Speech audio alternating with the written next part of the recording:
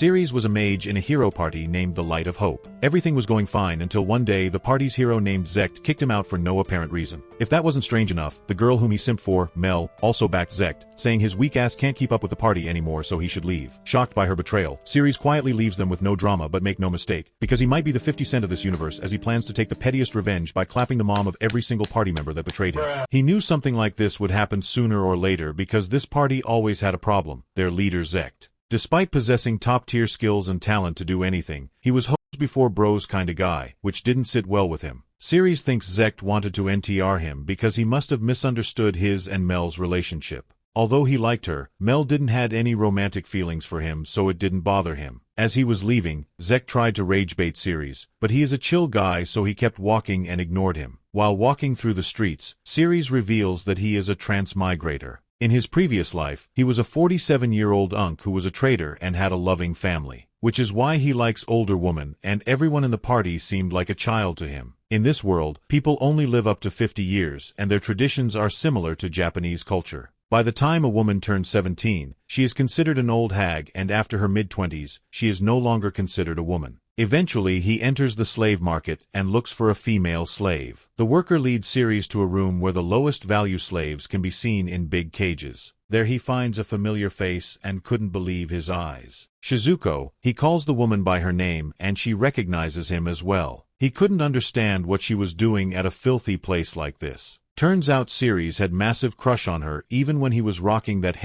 protagonist hairstyle. Furthermore, she is the mother of his former party leader, Zect. Ceres immediately buys her and is surprised to hear that she only costs 5 silver coins and 3 additional coins for the slave marking. The worker explains that Shizuko is an old woman who has multiple children, so the cheap price is totally justified. The truth of the matter is that she is in her mid-30s, which means she is already a grandmother by this world's standards. Ceres pays with a gold coin and requests a shower with some new clothes for Shizuko. After leaving the market, they sit on a bench near a fountain and Ceres offers her a snack. However, she bows down in front of him and thanks him for buying her from the slave market, promising to devote her everything to him. This makes our boy uncomfortable and he tells her that she does not need to do such things. Overwhelmed by his kindness, Shizuko becomes emotional and starts crying over her current situation. Ceres remembers that Mel also used to cry like this and it felt as if he was taking care of a child, but it doesn't feel that way with Shizuko. With tears in her eyes, she reveals that her own husband had sold her off. Ceres was confused because when Zect became a hero, they were paid a huge lump sum of money by the state, so seeing her in the slave market didn't make any sense. Turns out after getting all that money, her husband became a gambling addict and spent all that money of women and alcohol. When the money got tight, he invited her to the city so they could have fun in the city one last time, after which he would stop blowing all his wealth. But it turned out to be a trap and her scumbag of a husband sold her off the slave traders. He asked why she didn't write about this to her son, but Shizuko reveals that Zect only gets along with his father, not her. Ceres remembers that her husband used to be a really serious person, but she points out that money changes people. In a flashback, the MC confessed his love for Shizuko in front of her husband. But the old man shamelessly said that if Ceres wanted her, then he could have her for a single gold coin and by the time he turns 15, she would already be an old hag.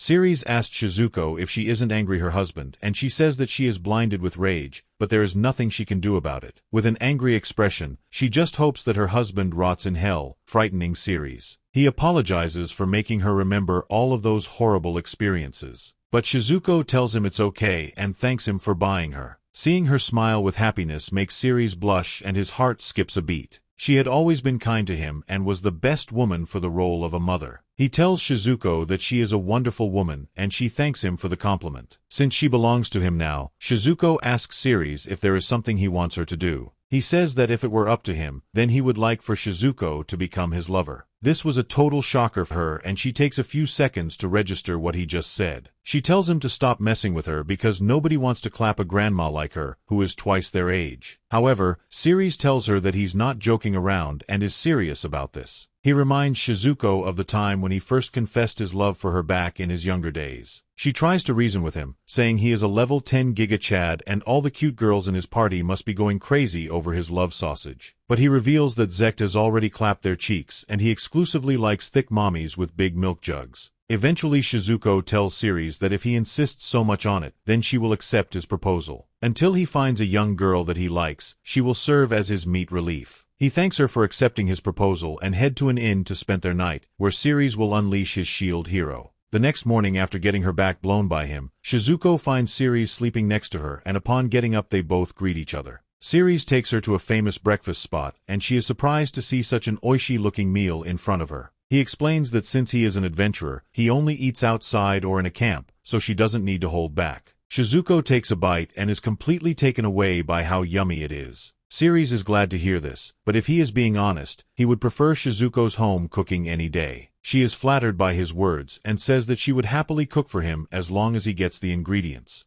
Although Mel and the other two girls in his party are beauties, compared to Shizuko, they are nothing more than dumb children. He can never get tired of being around a thick mommy like her, and he genuinely believes that she is the best. After finishing air breakfast, they head to the Adventurers Guild, and the receptionist immediately recognizes him. Ceres tells her that he would like to register as an adventurer and wants to form a party with Shizuko. But the reception girl looks at her and asks if an old hag like her should be doing such things, and that too with someone like Ceres. He panics, knowing that Shizuko will not take those words lightly, and we can see an ominous aura being emitted from her. But in a shocking twist, Shizuko refuses the registration process and chooses to apply for the reinstatement of her status as an adventurer. This catches him off guard, and Shizuko reveals that she used to an adventurer before she got married, but she kept it a secret from his husband and son. Suddenly, the guild master comes out and apologizes to Shizuko for the receptionist's rude behavior, asking if it's true that she is getting reinstated. Shizuko asks if there's any problem with that, but the guild master gets excited as he is not going to miss out on the chance to welcome back the black-haired healer. Curious, Ceres asks why she was given such a unique nickname. That's when the guild master reveals that Shizuko was a very famous healer back in the day, and she was leagues above every other healer in the country. He is stunned to hear this because he would never have imagined that the thick mommy he just clapped last night also happened to be a former S-class adventurer. But since it has been a while, Shizuko can't just have her rank back, so the guild master asks if she will be fine with the A-tier ranking, and she says yes to it. The guild master then takes his leave and tells Sally the receptionist to take care of the rest. She bows down to Shizuko, apologizing for speaking so rudely to her earlier, and Shizuko forgives her, saying that she doesn't mind as long as Sally is genuinely apologetic. After finishing the registration procedure, they go through some of the quests, and Shizuko eventually lands her hand on one that seems a bit appealing.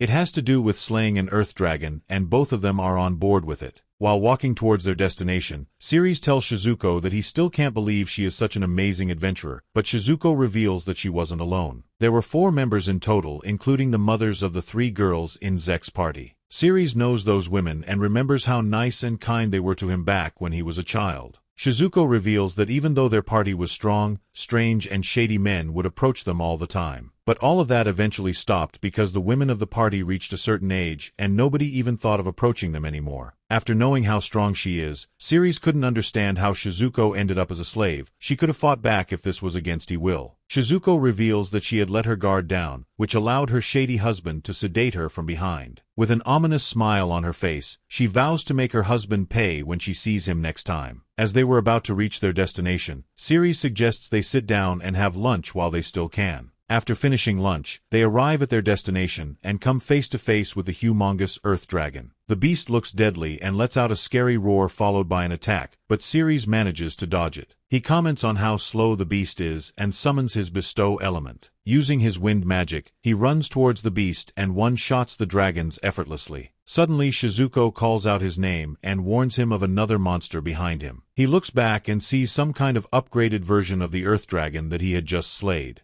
This one was covered with armor and it unleashes its fire breath on Ceres. Before the flame cooks our MC, Shizuko rushes to his aid and blocks the attack with a holy wall. S ranked for a reason. After analyzing the beast, Ceres points out that it is an advanced species of the earth dragon, and Shizuko asks how is he going to defeat this monster. He smiles and powers up a freeze attack, unleashing it on the dragon. While the beast was stunned, Ceres runs towards it and beheads this dragon in one shot as well. Using his spatial magic, he stores these heads in his pouch and they head back to the Adventurer Guild. Ceres takes out the dragon heads, freaking out Sally, and she says that such items should be taken to the warehouse, not the guild reception. The guild master watches on nervously as asks Ceres how he managed to defeat it. But our hero casually tells him that he just jumped and chopped its head off. They leave the guild with their pockets full of money, but Ceres is still angry about Shizuko stepping in while he was fighting the dragon. She tells him that she got worried and didn't want him to end up getting hurt. He smiles and tells her that he is not a kid anymore. Instead, he will be the one who is going to protect her. This gets her Kelvin Klein's wet and she starts blushing.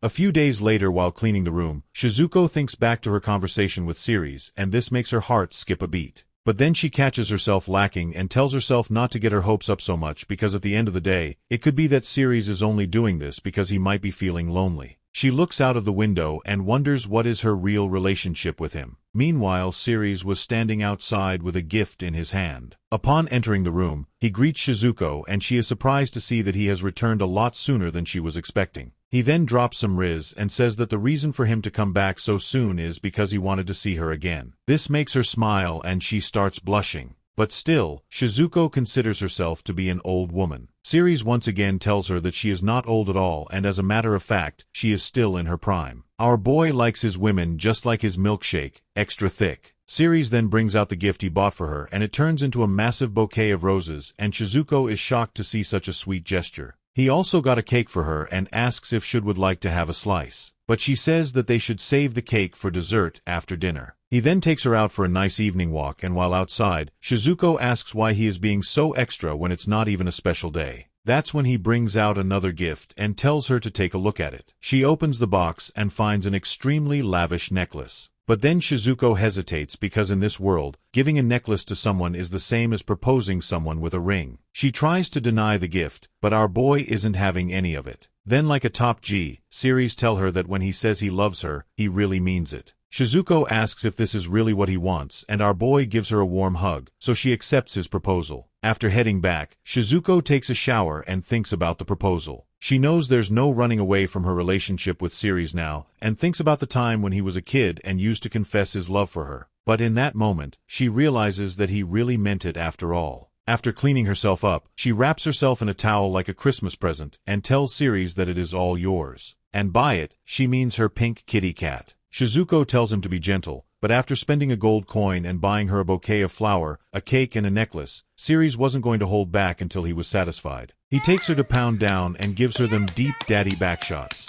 This was too much for her and she passes out after that smash session. The next morning, Shizuko wakes up and asks Ceres if she passed out last night. When he confirms it, she gets embarrassed and starts blushing. She gets up to take a shower, but our boy grabs her hand and asks her for another round of the Super Smash Bros. She eventually taps out and our boy apologizes for making her stay up all night long. They hit their usual breakfast spot and get some delicious-looking food. While eating, Shizuko suggests they go back to their village because she wants to inflict some punishment upon her shameless ex-husband. He instantly agrees and can't want to see the other three thick mommies. Shizuko reveals that the mommy with decently sized personalities named Haruka works at a restaurant and helps out her husband who only cares about food, while the mommy with big personalities named Seo is kept as a household by her oppressive husband. Lastly, the mommy with the biggest personalities of them all, Misaki, works as a servant at the general store. Comment down your favorite mommy and hit the subscribe button as well, because if you don't, I'm gonna smash you mom just like Ceres does.